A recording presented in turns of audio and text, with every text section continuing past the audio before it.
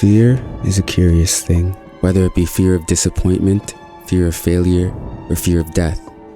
These fears not only scare us, but control and define us as well. And no other fear does it quite like the fear of the unknown. Fairies, serpents, gorgons, these creatures all tap into this fear of what if. What if a creature existed that had a lion's head, a goat's body, and a dragon's tail? Or a dreadful sea serpent said to drag even the largest battleships into its gruesome jaws? Or a mother who's come home to realize her children never took the chicken out of the freezer. The horror. Nevertheless, these fantastical creatures prey on our very fear of the unknown. And I'd like to personally introduce you to the most terrifying, prayer-inducing monsters ever conceived by the human mind. Imagine you are a farmer living in a fishing village. Your days are simple. You wake up, say hello to your family, and eat breakfast. Then you go out for the day's labor under the harsh seaside sun. As you work the land, you say hello to friends and reminisce on days past or anticipate days to come. These days are long, but company makes them lighter, and the sea breeze is a welcome feeling throughout. Night falls, and the hard day's work is ended. You and your family and friends make the short journey home. On the way back, you decide to cut through a dense forest, because your usual way has been blocked by a fallen log. You think nothing of it as night begins to darken and your path in the forest gets denser as you keep going.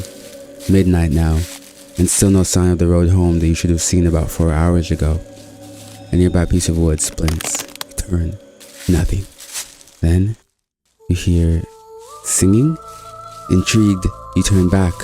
What could that possibly be? You wake up, say hello to your family and eat breakfast.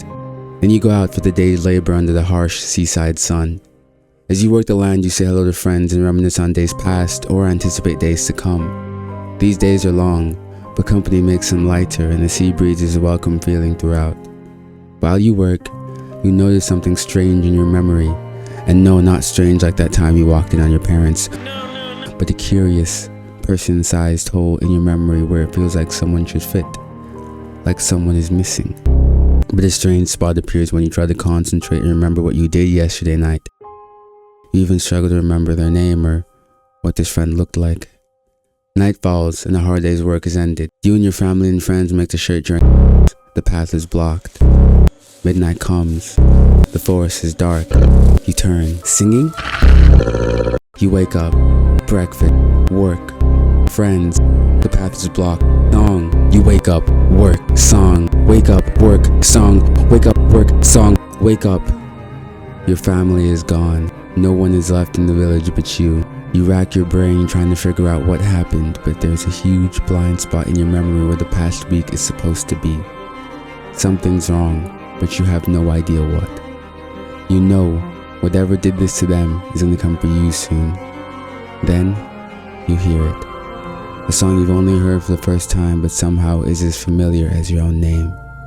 You know deep in your heart, this is the last thing you'll ever hear. That, my friends, is the false Hydra. These monsters attack people, and their friends and family are none the wiser. In gentler lands you will find skeptics. These scholars will stroke their chin and calmly tell you that there is no such thing as a false Hydra. It is some confabulation, villages seized by some infectious insanity, or perhaps some subtle demon. But they are wrong. The song of the Hydra massages their mind, smoothing the wrinkles on their brain. And in this way the Hydra grows, its neck stretches long, and with it, its influence. The next thing I ask of you will be the hardest thing you've ever had to do. Imagine, for a moment, you are in a relationship. Sorry, I'm single too. Nevertheless, you are in a relationship and you and your significant other live in a small mountain village in feudal Japan. Your life is calm, and that's just the way you like it. The air is warm, the food is bountiful, and the regime is at a time of peace. The friends and loved ones that surround you make this calm existence one you're more than happy to partake in. One day, you catch yourself staring at your significant other. They look even better than the day you two met. They radiate that warm, hearth beauty that you want to be immersed in for your entire life. Shopping at the market one occasion, these feelings culminate into a certainty. You realize it in your heart. It's time to propose. The lady at the market asks to buy some of your wife's famous silk, but you're too in love to remember her order. Then you recall your 3-year anniversary is coming up, and remember that every year you make sure to go and pick her a flower from her favorite field 3 days travel by sea. She smiles as she spots you packing one night getting ready for the journey. You don't have to, she implores, but you know it's about more than just a flower. This annual journey is a sign of your unending devotion not only to her, but to the future you promised her when you moved her to the small town. And this time, you have a new plan. You say goodbye and she waves you off as you begin your usual journey down to the coast to catch a boat and begin the 3-day voyage. But this time, you don't. The moment you exit your love's eye line, you head for the trees and unbox the engagement ring you've been handcrafting from an emerald. The long, hidden moments you've spent cleaning the emerald and fastening the bridge have paid off. It's perfect. It started to rain, but you don't even notice. Nothing could dampen the joy you feel. You make your way back to the house, not stopping to notice that many of the village houses seem empty, and there seems to be some strange white substance all over the ground.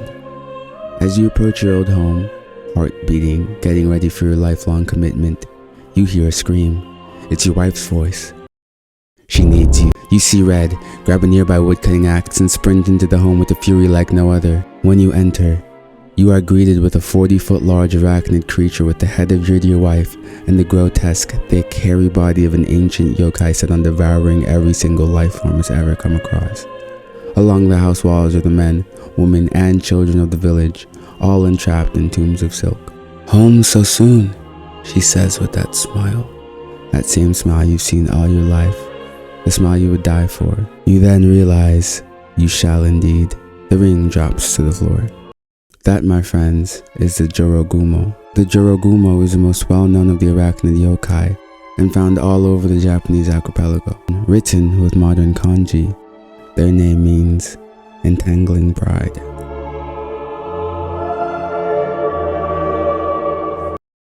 Shut up before I throw you off this car. That's what you say to your annoying brother as you take in the sights on this stunning safari tour. You finally saved up for your dream tour and his stupid antics aren't going to ruin this for you. The verdant wildlife is everything you ever imagined it to be. Beautiful dense green jungle painted with biological marvels like twisting vines, inhabiting colorful birds and wildlife. It's heaven. You snap at your tour guide to steady the jeep. His driving is far too rocky for all the money you paid to be here. And you'll be damned if you let the fact that you picked a local guide get in the way of your time here. The tour guide promises to try his best and the tour continues. While you take in the beautiful dense jungle, you spot a peculiar sight in the near distance. A group of trees that seem cut off from the rest and appear almost white in their leaves. You ask your tour guide about them and he shifts the conversation to how beautiful the sky is. You press him and he meekly informs you how the locals see that area of the jungle as sacred land and that outsiders are not permitted entry. You scoff at that and remind him that you and your brother's tourism is what's putting food on the locals' tables, and if they truly weren't behind in their evolution, they would know that. You demand that he take you there at once. You paid a lot for this trip and you will get your money's worth. The tour guide, strangely a bit more terrified than usual, tells you that this is not a part of the trip and he does not want to enter that jungle. You demand that he stops the car at this moment. He does, and you push him out of the driver's seat. He falls into the muddy jungle floor. Even while pained from the fall, he warns you that what you're doing is sacrilegious and that the jungle contains spirits of an evil nature. You start the car and drive off without him.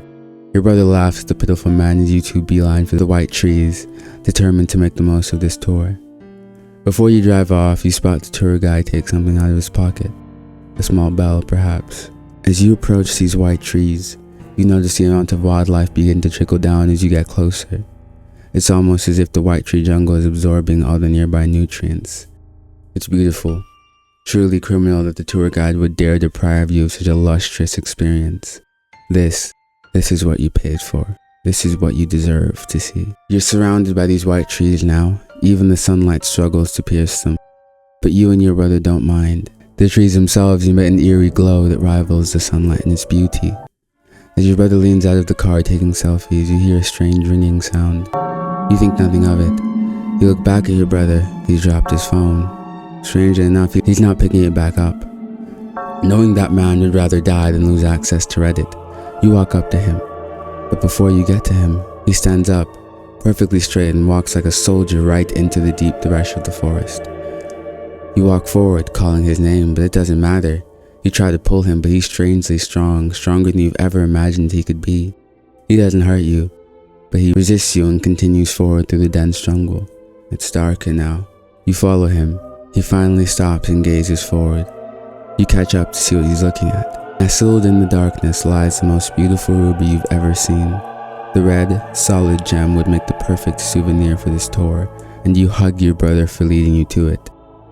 You reach out to grab the ruby, and the scarlet ruby blinks. Then more rubies appear in the darkness, all around you until the entire white jungle is full of red eyes, all trained on you. They step into the light to reveal their bodies. Ancestral monkey-like goblins that have grass instead of hair and hold in their hands tiny bells. A familiar bell, you think. Then you look up at the one you aimed to grab and it stares back at you. Or rather, the tour guide's face stares back at you. Everything goes dark. That, my friends, is the Eloko. These ancestral spirits are thought to be the ghosts of the people who formerly lived in the Congo forest's lower reaches. Local legends hold that the Eloko guard sacred treasures with envious ferocity in the heart of the Zaire jungle. That is a wrap on fear-inducing creatures this time. Let me know if you like this style of video, and if you do, then I'll keep doing more creatures.